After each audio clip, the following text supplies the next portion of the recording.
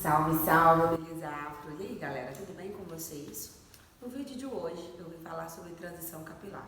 Então, se você está iniciando o processo de transição, fique atento nesse vídeo que eu tenho certeza que as dicas serão valiosas. Em primeiro lugar, é muito importante que quando um cliente inicia esse processo de transição capilar, que é retornar para o cabelo natural, seja ele ondulado, cacheado ou crespo, é muito importante que ele siga as orientações profissionais.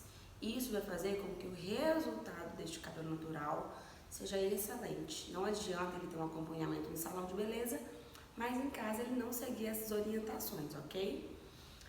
Quando o cliente inicia o processo de transição comigo, Grazi, aqui no salão de beleza, a primeira coisa que a gente faz é agendar com este cliente uma análise capilar. Dentro dessa análise capilar, o que eu vou avaliar nesse cabelo? A resistência, se já aparenta a curvatura natural desse cabelo, para mostrar para o meu cliente qual é a projeção de como esse cabelo pode ficar curto, como ele pode ficar grande. Se a parte natural do cabelo está com alguma doença, está com frizz, está ressecada. Se a parte que tem química está quebradiça, se esse cliente está num processo de corte químico. Eu vou analisar o couro cabeludo, saber se o couro cabeludo foi agredido, se tem alguma doença, se tem alguma falha, se tem queda, se a gente precisa fortalecer aquele bulbo capilar para a produção de um novo fio.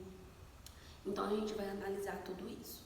Depois de analisar, a gente vai estudar o perfil do cliente, o estilo da cliente, se é uma cliente mais ousada, se é uma cliente mais tradicional, e vai orientar ela quais são os tipos de cabelo que ela pode estar usando durante a transição capilar, até que a gente consiga ir levando o cliente por esse caminho até chegar ao dia do grande corte, que se chama Big Shop, que é o dia de cortar toda a parte química do cabelo.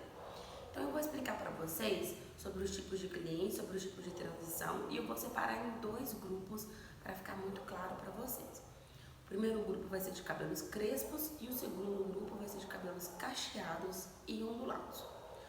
No primeiro grupo, as clientes de cabelo crespo, é muito comum que a minha cliente do cabelo crespo, ela tenha um cabelo com as pontas muito finas e minguadas em relação à quantidade de cabelo na raiz.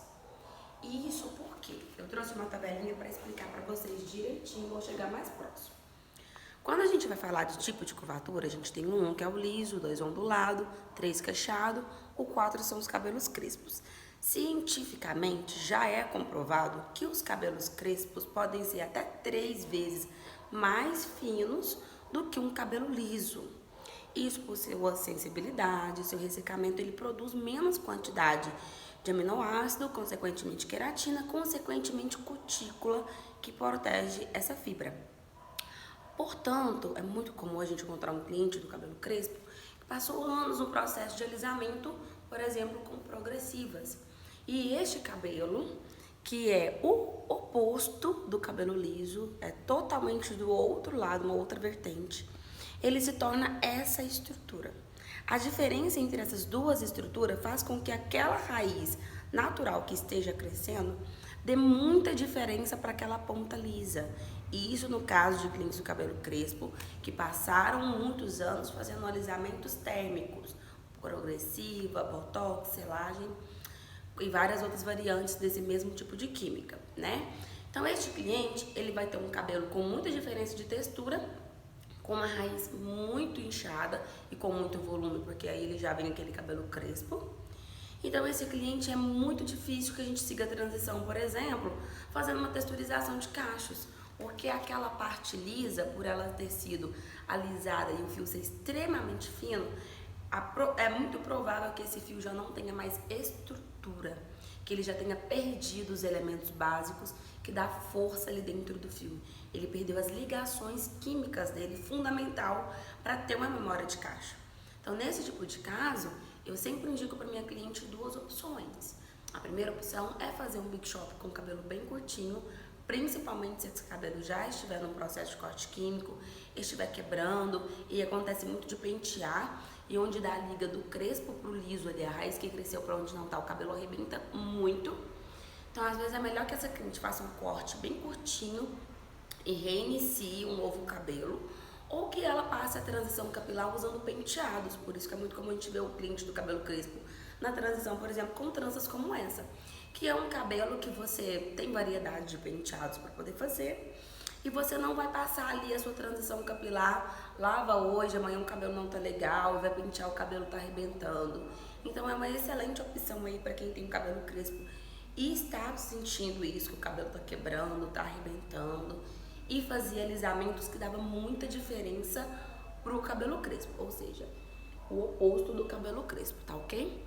O cliente do cabelo crespo, que é aquele cliente já que fazia o famoso solta-cachos, ou relaxamentos capilares, ou permanente afros, que são químicas para modificar a estrutura do crespo e tentar ele chegar aqui, ó, no tipo 3, que é o cacheado. Esse cliente, às vezes ele tem ainda uma parte favorável a ele, que por mais que a gente tenha uma diferença da raiz do crespo para o cacheado, a gente ainda tem uma ponta que não está 100% alisada. Então, este cliente do cabelo crespo, ele já vai ter uma opção de seguir a transição cortando aos poucos e não ter que cortar tudo tão curtinho de um dia para o outro. Então, se não for o desejo desse cliente usar penteados e nem for do desejo desse cliente cortar curtinho, a gente consegue sim ir tratando, já fazendo um cronograma capilar, até porque é muito bom para o cabelo natural que está nascendo na raiz, e a gente consegue já ir aplicando os modeladores de cacho, fazendo o processo de fitagem e sempre fazendo o corte das pontas, aonde aquele cacho é um cacho artificial, um cacho químico, tá ok? Então eu falei pra vocês sobre o primeiro grupo de cabelos em transição e eu espero que enquanto eu tenha falado, já tenha dado tempo de você se inscrever aqui no meu canal. Se você não fez isso, se inscreve, ativa o sininho, porque toda vez que eu postar um vídeo, você vai ser avisado, tá bom? E não deixe de deixar seu comentário aqui. Você está na transição capilar? Seu cabelo é crespo, é cacheado? Eu quero saber. O segundo grupo de cabelos em transição que eu vou trazer para vocês é o grupo do cabelo ondulado e cacheado. E por que eu quis separar esses dois grupos para vocês? Lembra que eu trouxe essa tabelinha mostrando os tipos de curvatura? Quando eu disse que o crespo era o oposto do liso, significa que a gente tinha cabelos intermediários, cabelos mais parecidos com o liso. Então, o ondulado é aquele cabelo que tem a raiz lisa e caixinha nas pontas, e o cacheado é aquele cabelo que encurva desde a raiz, porém ele não tem a mesma porosidade e volume de um cabelo crespo.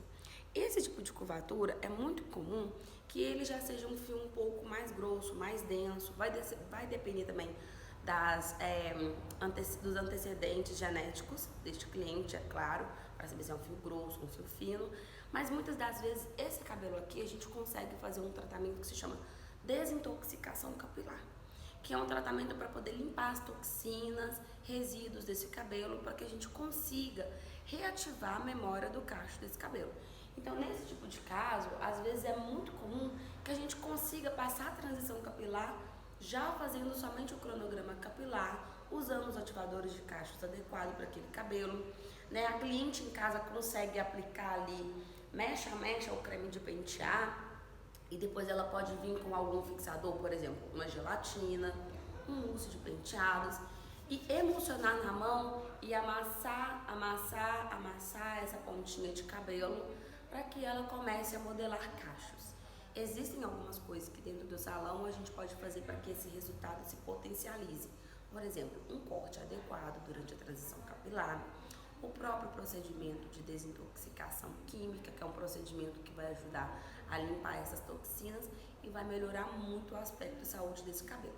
Sem contar que o benefício também é para o cabelo natural, que é um cabelo que já vai estar sendo tratado e recebendo uma nova qualidade, novos tratamentos, novas vitaminas, proteínas, para que a saúde dele seja diferente daquela parte que o cabelo recebia química.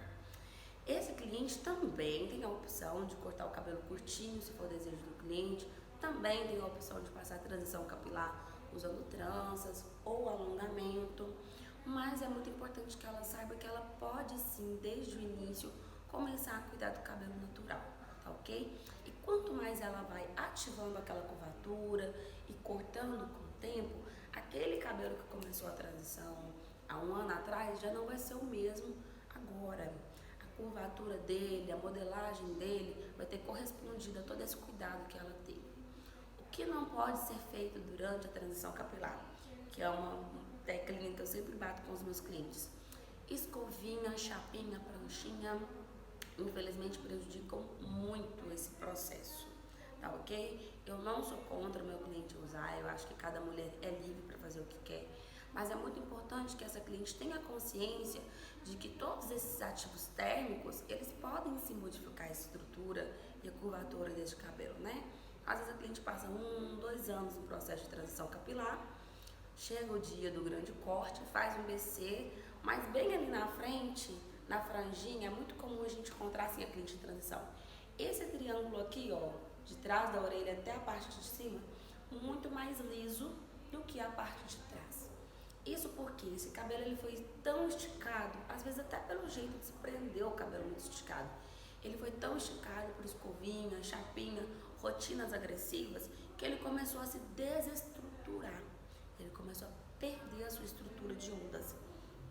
E por mais que ele às vezes tenha passado já pela transição, seja um cabelo livre de elementos químicos que transformam esse cabelo quimicamente, tá bom? Através de ativos, por mais que seja um cabelo que tenha sofrido uma transformação mecânica, este cabelo perde a estrutura de cacho, fica liso e adivinha, a cliente não encerra o processo dela de transição e a frente, que é a nossa vitrine, é onde a gente se vê no espelho, não tá legal o cacho e essa cliente tem que passar muito tempo aí no processo de transição ou muitas vezes ela até chega a desistir deste processo.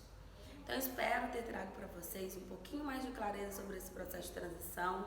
Comenta aqui, quero saber a sua história. Se precisar, estou disponível no Instagram para poder resolver e esclarecer dúvidas de vocês. Pode deixar, porque eu sempre posso voltar aqui e esclarecer o que vocês querem saber. Um beijo e um forte abraço.